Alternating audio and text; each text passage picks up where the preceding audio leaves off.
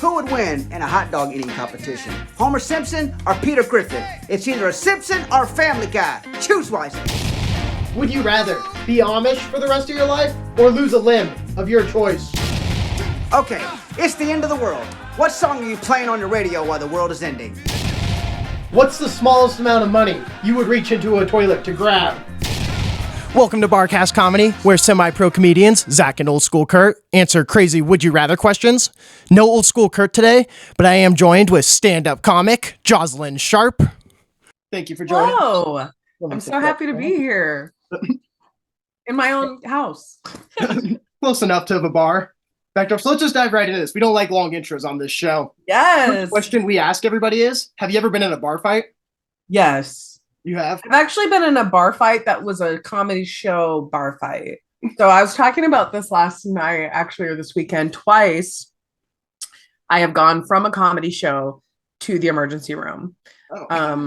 One time, so there used to be this show Wednesday nights in Vegas called Lucy's Lounge. It was a Raiders bar on the east side, and it was a gnarly bar. Like, comics had knives pulled on them, like guns would get pulled out. Like, it was, my best friend literally ran through the kitchen one time because he saw a gun get pulled on a comic. Like, it was full on war zone comedy, like just the craziest. And you think that would be the place that I got in a fight, but it's not. So that time I went to the ER because I got in a dance battle with my comic friend and I dropped it very low, never came back up again. So long story short, I had like blown my knee out. But the time that it was a fight was, there was actually a bunch of us that got hurt. That this is kind of a legendary Vegas story. So there used to be a comic around named Michael J. Herbert. He had like a curly Q mustache. Everybody kind of knew who he was, and in Vegas. And one night he got a pint glass smashed in his face by this group of hecklers. Now, it was at this dive bar show we had on Wednesday nights, and that group of hecklers was completely separate from the group of hecklers that was bothering me. So during his set, those people got upset with him. He ran out into the parking lot. She had a pint glass. She smashed it in his face. It cut his face open from here to here. And then I'm on stage trying to get through my set. Those people are driving off. And as I'm on stage, this lady like walks through my set. It starts screaming at me. And I mentioned something rude about her face or whatever. And she was like, "Oh, well, shut up, you stupid fat bitch." And I was like, "Give me 5 minutes. That's the next part of my set. And I'll talk about that. Like, we don't have to do this." Yeah. And she threw a bottle of liquor at the stage and it exploded everywhere. And so the stage was wet. And I was just trying to get through my set. This was like so normal, by the way, for how I came up as a Vegas comic, as you could tell. So this is why I go to Colorado so much to do comedy, for anyone who's wondering. No, Vegas is way better now than it was, but it was gnarly back then. So I see in the background, the host of the show is in the back, and the chick that was heckling me, he's like trying to escort her out and she's trying to swing on him. And I'm like, well, if she's going to swing, I'm going to go over there because he's not going to be able to hit her back. And she's just going to wail on him. And so I had forgotten that there was a broken bottle of liquor, and I stepped off the stage and I literally twisted my ankle so bad the bar fight was over before it had begun. Without even swinging, you got taken out. Yeah, I took myself out of the bar fight. So it was pretty bad. I ended up in the ER. I was like literally up till 2 a.m. crying, trying to make refried beans so I could take my Vicodin. Like, it was a bad night. That is a wild comedy club. It was not a comedy club. That was a Chicago Bears bar that every Wednesday night they had a comedy contest.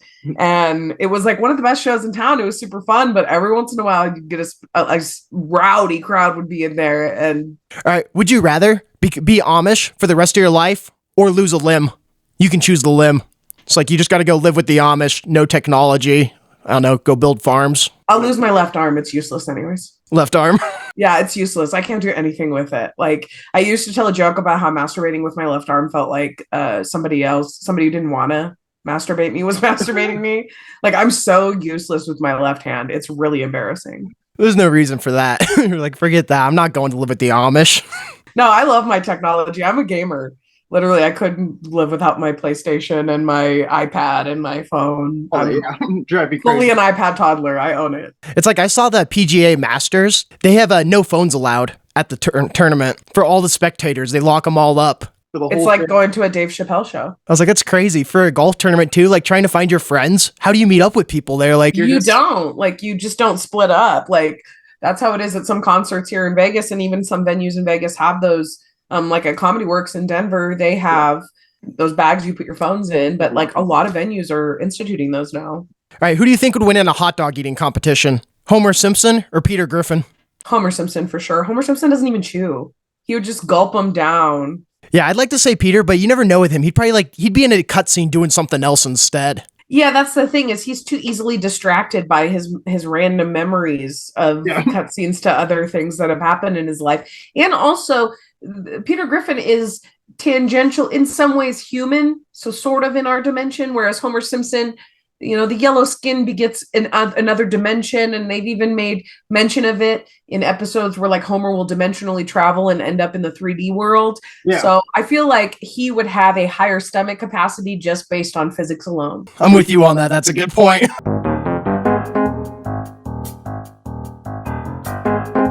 A burglar breaks into your house. What do you grab to defend yourself? No guns or knives allowed. Like for me, I was thinking, I don't know, maybe like the pool stick or maybe the pool balls. Just start chucking them at him across the house. That's smart. I would probably grab like the inside of my Ninja blender. The inside that of the thing's Ninja. regularly attacking me in my dishwasher. So if I feel like I threw that at a burglar, it would be disorienting enough where he would get an extension cord, plug it in, and then you chuck that thing while it's on, flying across the way. I love that. Mm-hmm. Yeah. That's my vibe. That, or I was thinking, I don't know, maybe like my shower curtain rod. It just becomes that would be a good option, but shower curtain rods are so flimsy, and they're not they're barely reliable to hold up your shower curtain, let alone to beat off a robber. All right, would you rather climb up or down the world's largest cell tower? There's no benefit to it, you just have to do it. Down. You're going down? Down, because if I climb up, I have to climb down anyway. Oh, that's a good point. if it's like some reality where I get like, what if a helicopter picks you up at the top?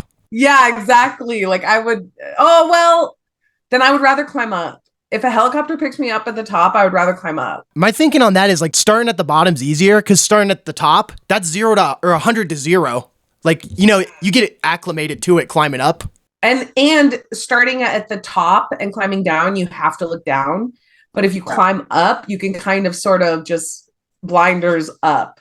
Yeah. I'm terrified of heights, so this is making me so anxious. Move on, next question. Let's get past that. That's the worst would you rather I've ever been asked. Oh, well, this next one's a great question. What's the smallest amount of money you would reach into a toilet to get? Clean toilet and dirty. $1. $1.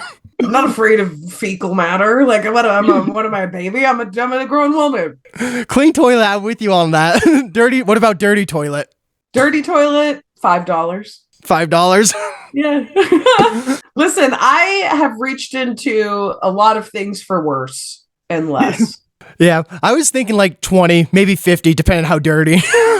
I'm very poor, so my standards are, I think this is one of those questions that really tells you the value of somebody's life and $1 for them. Yeah. Because I don't have a real job, so for me, I need that $5. That's a merch sale. I ask comedians these questions all the time with money, and they're always like, yep, just give me the check. They're like, what is the option? I don't care. Like, I will cash that. I'll take the money. Choose your useless superpower. You have the superpower to fly, only while blindfolded, or you can shoot water out of your hands, but it's like a little mist, sprinkler, so it doesn't really do much. Oh my God. Okay, so flying blindfolded would be useless. It would just be for like the butterflies. You would just have to like do flips in the air or whatever. I feel like the other one, the mist, could be much more useful, especially where I cook. So, add a little mist to the rice before I put it in the microwave. I feel like that could be useful. Yeah. Misting my herbs, my plants. You got a heckler, you just start misting the crowd. Yeah, I feel like the mist is a useful superpower. I think that got misnomered. I would take the mist, hands down. I don't know. I feel like the fly I would take. I mean, I wouldn't get to use it that often, but I think it would be fun. I would be flying around my house, crashing into the walls all the time. You fly, you just go for it. You're like, I'm just going to fly up really high, and I'm just going to fly really far that way, and we'll see where it gets me. And then you land, and you're like, oh, shit, Wyoming. All right, we got to go a little more this way. Yeah, you won't be accurate, but you'll, it's probably no easier than trying to drive a hot air balloon, I imagine. But I don't know. The hot air balloon pilots might disagree. Yeah, I don't even know. Have you ever been in a hot air balloon? No, I would never. I hate heights. Those are crazy too. Like you're just floating up there and you're like, wherever this takes us. Yeah, I hate that. I hate everything about it. There's so many human activities that I absolutely loathe. To me, it angers me because our ancestors were trying to survive, and then we're doing things like bungee jumping off 1,000-foot bridges. Now we're trying to kill ourselves, eating Tide Pods. Yeah, like, does nobody have a will to live? All right, what was the first joke you told when you wanted to become a comedian? I truthfully, it was a joke about something about domestic violence. I remember it was about how I was attracted to men in jumpsuits. It was something about liking men from prison or liking men in uniform, and that prisons also have uniforms or something along those lines. I got you. About that. Okay. Do you have any hometown scandals? Or like, what's your high school story, high school incident? Bro, I'm from rural America. 25% of my graduating class is now a convicted pedophile. So it's a pile of scandals. There's so many. A girl I went to high school with killed her stepmom for asking her to do chores. Let's see. Another family, they were hiding a convicted pedophile in their nuclear bunker on their farmland for 20 years. They had a nuclear bunker too. Yeah, they had a nuclear bunker. That's another one. Literally, I could go on and on and on. Oh, a girl I went to high school with got pregnant by a cop. Like seriously, I am from rural America. The scandals are scandalous. God dang, yeah. That question's always 50-50. It either goes something wild or it goes to just teacher sleeping with student. Yeah, it's always we had that too, of course. Oh, I saw a good story. You hit yourself with your car. Yeah. You ran over. Can you explain to us how that happens? Yeah, it's hard to like once I explain it, it makes sense. But I had already put the car in gear, so I was in reverse. I was getting ready to leave for a show. I was in the middle of the woods. My friends lived out there, so I was staying with them, and I hopped out of the car because a bug flew in my car, and I'm really afraid of bugs, and it was like a big wasp. And I'm from Nevada. In the desert, we don't have bugs. We have cockroaches and scorpions, and they mostly leave us alone. And so I didn't grow up like having to really deal with bugs that much. So I have a really low tolerance for anything that flies or has a lot of legs. And this was a huge like Oklahoma woods bug. And it was flying in my car. I freaked out. I jumped out of the car. When I jumped out, the car started to roll backwards and the door hit me. When the door hit me, it slammed me to the ground and then it like slid up my body. But because my breasts are big, I'm like a doorstop. So when it got to my boobs, it literally wedged me and dragged me like down this hill. There was a pond at the bottom. I was screaming for my life. I tell people this all the time, but it makes me literally belly laugh thinking about how I was screaming for help. And I don't know how to make it make sense to people, but the way you sound when you think you're about to die is so hysterical to me, like because I was screaming so loud and no one could hear me. I'm in the middle of the woods in Oklahoma. I was screeching. So did your car hit the lake? Did it stop? Yeah, it was horrible. So then the car high centered on like a garden wall and everything was fine, but I was fucked up. I got like all kinds of road rash. You gotta do the walk of shame, get up, get back in your car. Yeah, I mean, I literally had to like get in my car, reverse it off the wall, go inside, wash my wounds out, and then I was still had a show to do, so I had to get in my car and still drive to the show. So yeah. Did you bring it up at the show, or did you just? I had to because my boob was bandaged because one of the people that lived on the land was a nurse, so the boob that had gotten like horrible road rash was bandaged, and so it was like literally like sticking out, like it literally looked like a stump. And then like a normal boob and then a stump. Yeah, I had to address it or else the audience was going to be like, what is wrong with her boob the whole time? That's great. Do you have any crazy Uber experiences? Ubers? Yeah, or Lyfts? A lot. I have a lot of tricks, especially for women. If you're like in an Uber and your Uber driver's being weird, I just start acting like I'm really Christian. Like it really, I don't know why, but it really freaks them out. I was with a comic from Denver, Chester, and we were going back to my hotel after a show. and we were in an Uber, and the guy was really weird, and he kept commenting about how he likes to drink with younger people, and Chester looks really young, and he was asking her how old she was and how old we were and where we were hanging out and if it's like a hangout group and he'd love to hang out and all this. And I was like, oh, we're actually just a church group. And so we just started saying things like, praise him, bless. Like, literally, he stopped talking. You don't mind if we do our Bible study real quick here in the back? Yeah, like I literally have found that to be the easiest hack. It's if you just act so Christian, they really don't want to interact with you. So that helps. I realized too, I recently took an Uber and I forgot one time when I was drunk, I changed my Uber profile picture to this Buffalo Bills fan, like this 300-pound guy with no shirt on, just body painted. And my photo's been that for probably at least a year or two. So like these Uber drivers, every time I get in the car, they're probably like, what? No, that's not Zach. Or they're like, wow, he lost weight. Yeah, they're like, good for him, man. Look at this guy go.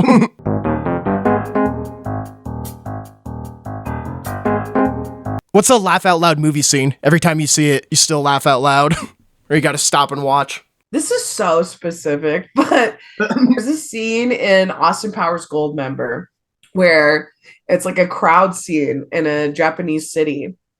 And there's like a giant thing, and it's like the bit is they can't say Godzilla because it's copyrighted. So they're like, this, that, and the other. But it's not the scene that makes me laugh. In the background, they had put one of the extras in a little Charmander costume. And him trying to run in that Charmander costume, literally, I would rewind it and just be crying laughing. Run! It's Godzilla! It looks like Godzilla, but due to international copyright laws, it's not. Still, we should run like it is Godzilla! Though it isn't.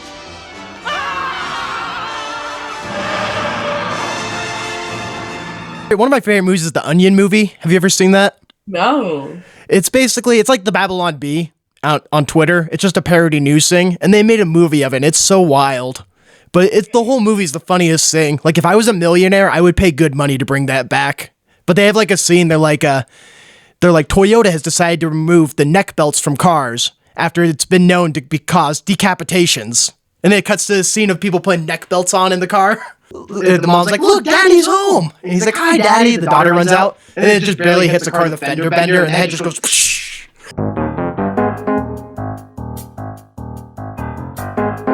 Funny one I saw on Twitter, too, was, or not really funny, but interesting. I saw on Twitter that this couple in Florida got married, and they paid $550 to have penguins walk them down the aisles.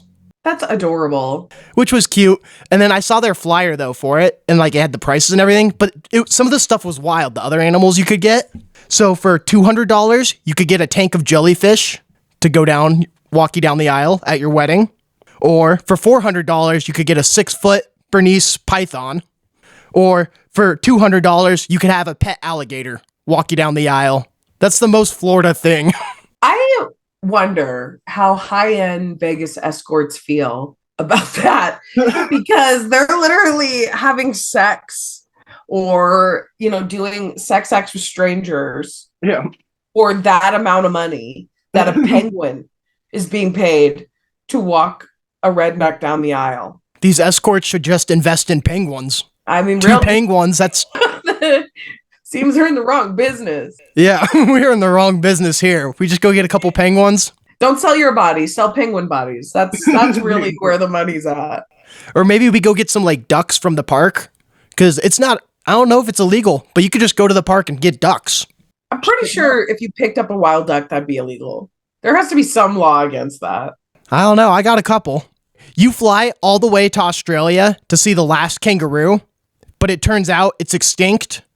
But they have a dog that does a backflip, but it costs $300 to see the dog. Do you see the dog? No. No, you just fly back?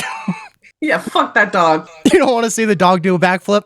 Fuck Australia. Fuck this weird government where I can either watch a dog flip or a kangaroo or fly home. Why can't I just go to Sydney and sit on the beach? But you could sit on the beach watching a dog backflip. That'd be fun. I've seen a dog backflip. Everybody's seen America's Got Talent. Which would you rather happen? You walk downstairs and you see your dog eating a bowl of cereal, like milking it and all with a spoon, super cute. Or you come downstairs and your dog says to you, nobody's going to believe you in English. I mean, truthfully, then nobody's going to believe you just because I would be satisfied to know my animal could speak to me. And also, nobody believes me about a lot of things. So that doesn't really bother me. That's just usual. Yeah, it's like, okay, I'm into astrology. That doesn't. See, I wish Kurt was here. Me and Kurt are pretty heated on that debate for that question. He thinks the dog is scary. Your dog saying no one is going to believe you. He thinks the dog gonna kill you or something. Like, yeah, but also Bill Murray says that to people when he meets them in public. So I mean, Bill Murray's not scary. True. I saw a story on Bill Murray that he got arrested for weed on a plane because he was telling people, like, while waiting to board the plane, that he had a bomb in his suitcase, just practicing bits. And then they arrested him for a bomb, and they found his weed instead. Oh, Bill. I was like, what a way to get caught. For real. Oh, here's another money question. You were offered $5 million, but you must spend a week locked inside a coffin. Do you take the challenge? No. There'll be air in the coffin. No. No fucking way. I have gotten to an age in my life where, yes, I want money, but I am barely participating in capitalism. So the idea that I would lock myself in a coffin, risk going insane for the rest of my life for $5 million, nah. What if it was a room instead of a coffin? Just a dark room? I could do a dark room. I have depression. I've been locked in a dark room for a week voluntarily. So I already do that. Where's my money? Yeah, give me the check. Yeah, I like to say I think I would try to do it, but I don't know if I could. No fucking way. That's just too claustrophobic. I think they can, but oof, no fuck. Just thinking about it, even if it was like an elevator, just like that size, that'd be too small of a room.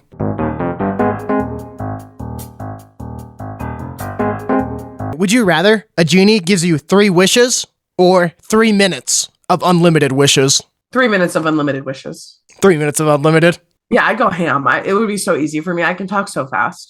Aladdin was my favorite Disney movie growing up, so I literally thought about what my wishes would be since I was 4 years old. You're like, I'm ready to go. I got them chambered, dude. I'm ready. I like to think I'd be stressed out on that scenario. I'd be like, oh crap, what do I wish for? What do I wish for? Like a new house, a car. I'm like, what do I wish for? I gotta help Kurt out. What do I get Kurt? A giraffe? No, why did I get him a giraffe? I don't know. You would panic. I'm just panicking, wishing for stuff. See, I think my the first wish should always be, I wish that every day for the rest of my life, $1,000 gets deposited in my bank account. That's my first wish. That's a good one. Then my second wish would be, I wish that every single person in the world who doesn't have what they need has what they need. Mm-hmm. And then my third, except for the evil ones, that would be my asterisk. And then my third wish would immediately, and see, it's not even been a minute yet. And I'm already 3 wishes down. And you've already gone. I'm getting at least 9 wishes. You're like, I'm getting my money's worth there. Yeah. Easy. All right. A wizard arrives at modern day Earth, and he declares that he will resurrect one person from the dead. Who do you think wins if, like, the world has to vote on it? And who do you vote for? Only one person? Only one person. It's like an election, the whole world. I think we would probably... That's hard to say because almost everyone that we've idolized, especially as Americans, is now been uncovered to be pretty terrible people. So yeah, maybe like Bob Ross. Bob Ross, that we might resurrect him actually. I could see him getting a lot of votes. You know what? It's going to be Betty White. That's who it's going to be. Betty White. Oh, yep. I bet you're right there. Betty White. Yeah, Betty White will win hands down. It'll be unanimous. The whole world will be like, bring her back. No, actually, you know who's going to win? Harambe. Oh, Harambe. That would be the one. For the meme, everybody be like, Harambe, bring him back. Actually, I think Reddit could get the world to get on board with Harambe. Do you have any good dad jokes? No, I hate dad jokes. My husband loves them. It's like my life is just walking around being like, God, I'm starving. And my husband's like, I'm starving. I'm Steve. That's my whole life. Dad jokes are not my jam. No. For real. All right. Would you rather live in a world with no doors or no headphones? Oh, like one of the two just doesn't exist for everybody. No headphones. No headphones. Yeah, what the fuck? No doors? Just not. Well, nobody's got doors then at least, so you know it evens out. But then you're just vulnerable. How would you sleep? I couldn't sleep if I didn't have a locked door. Yeah. I don't understand. I could barely sleep on the road, if I'm in a hotel room, I have to like put up like a suitcase and a chair in front of the door. Oh yeah, you're right. That'd be terrible staying in a hotel. Yeah, you're just people's kids are coming in your room. Hey, Yeah. mister, why does your face look like that? Get out of my room, kid. Like, Not your room. You'd have to make a door with your suitcases, just piling everything up, like you said. yeah, no headphones for sure. No It would headphones. kill me in public because people already don't use headphones in public and I want to murder them. Yeah, the light rail, that'd be miserable in public, but I mean, that'd be better indoors. Gym would be terrible. I would hate it. Oh God, just everybody listening to their own music, just blasting. But no doors is way worse. All right, would you rather live in a country music video for the rest of your life or a rap music video?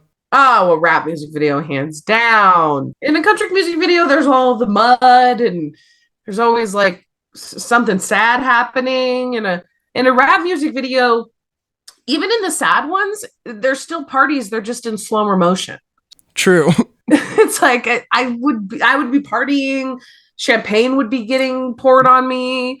Yeah, definitely the rap video. I was thinking country for the parties, like in a big, nice, happy country video, not those sad ones. Okay, if it's a happy country music, but I still am gonna pick a rap music video because they're at a rap music video. They're always like by a pool, and there's always like everybody's dressed nice. In a country music video at the party, it's like sometimes it's like. In a music video, it's like people at a bonfire, and I did that already. I grew up in rural Nevada. You're like, I don't need to do that again. Yeah. It's the end of the world. What song do you want to be playing? I've had this question asked before, and I don't. It's probably would depend because every moment of my life that it would change depending on how I'd feel. But if it's about the vibe, if it's about end of the world vibes and cultivating an end of the world vibe, I think it would either have to be that song from the end of Fight Club. Okay. Or something very like heavy, like Coheed and Cambria, Welcome Home, or something like that. Yeah, for me, I was thinking, what was it? REM, End of the World. That's an easy one. That's a good one, yeah. The Final Countdown. That's a good one too. The other one I was thinking was, what's the song? The Transformers song. The Linkin Park one. Oh, yeah. That's how the world should go out to that with Optimus Prime. That's actually, I like the Linkin Park one. That or it'd be a troll if it was my idea. It'd be like a Rickroll. Yeah. Well, if I was going to troll the world with the end of the world song, it would be like something like The Sun Will Come Out Tomorrow. As the world's just burning, everybody's like, God damn it. Last question of the episode here. Would you rather fight 10 duck-sized horses or 1 horse-sized duck? 10 duck-sized horses. You're in like a grass field, hand to hand. So to be fair, duck-sized ducks are pretty vicious.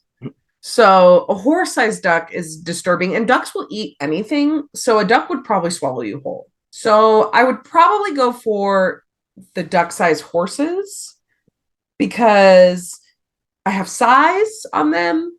That's what I'm saying. I could jump on them like Mario, you know? Yeah. Like you get on one and boom, you just bounce 1-to-1 and take them all out. Yeah, I feel like I could just smash them like, like a rat, like in a basement or something. Like, whereas I feel like a horse-sized duck would be so terrifying. I would probably, my fight, flight, or freeze would kick in and I would just freeze. Yeah, that's what I'm saying. People underestimate that. Like, I'm already scared of like a geese coming at me. And Yeah, now geese are You make a duck that size? geese Oh are my so God. horrifying. I am so terrified of geese. Yeah, I hate geese. That's They're why vicious. They're mean. They're really mean. If people haven't been around them, if you go anywhere near where they're at, they'll literally come after you. They're like a gang. They own that territory. They're like, this is our area. What are you doing over here, Holmes? Yes. Swans are the same way too. We act like they're all lovey-dovey. Or like another crazy one too, I saw pelicans. They eat ducks whole. Like they just swallow baby ducks. No! Yeah. That's horrifying! I saw a video. It's terrifying. Like it's just fucking the ducks kicking around in the mouth. And I'm like, oh my God. I'm like, I'm scared of pelicans now. Pelicans are terrifying. What if those things became huge? That'd be scary. Oh, that would be the worst because that's literally like my nightmare. I hate the ocean. I think that like the Jonah and the whale story as a kid really fucked me up because I have this like deep rooted fear of being swallowed whole and being live digested. And so it was like a recurring nightmare as a kid. And so I hate the ocean because I know there's whales in there and something that big that could swallow me whole genuinely terrifies me. Yeah, you're like, forget that. Fuck that. No way. No way. And that's what a pelican would be. A horse-sized pelican. And it'd be flying around. You'd have to be watching the sky all the time. That's You're scary. in your pool. Like, Yeah. You're outside. You'd have to get like one of those vests they have for like chihuahuas, you know, to like protect them from coyotes. You'd have one of those every time you go outside. You got to put on your porcupine vest to protect you from the pelicans. everybody gets air tags implanted in their arms just in case. Yeah. I want to see that instead of Planet of the Apes. Planet of the Pelicans. Oh, Bring those terrifying. things Birds are innately gorgeous and terrifying. I love birds, but they terrify me. That's all for this episode of the podcast. Don't forget to drop a like and subscribe. If you're listening on Spotify, check us out on YouTube. We're giving away a toaster at 10K subscribers. Anything you want to shout out, Jozalyn? It'll be linked on screen and down below. You're giving away a toaster? We're giving away a toaster. We're going to sign it too. Why a toaster? It's a toaster, baby. Do you not have a toaster? It's going to be a nice one. I mean, I have a toaster. Okay, I'm not going to ask. It's going to be a brand new one. You'll like it. You'll want to get in the giveaway. I'm going to get in on it. Dual slice. Please follow me on everything at Jozalyn Sharp. It's Jozalyn, sharp like a sharp knife. I'm traveling all over the country all the time doing shows. Please go to jozelynsharp.com and support live local comedy in your local area.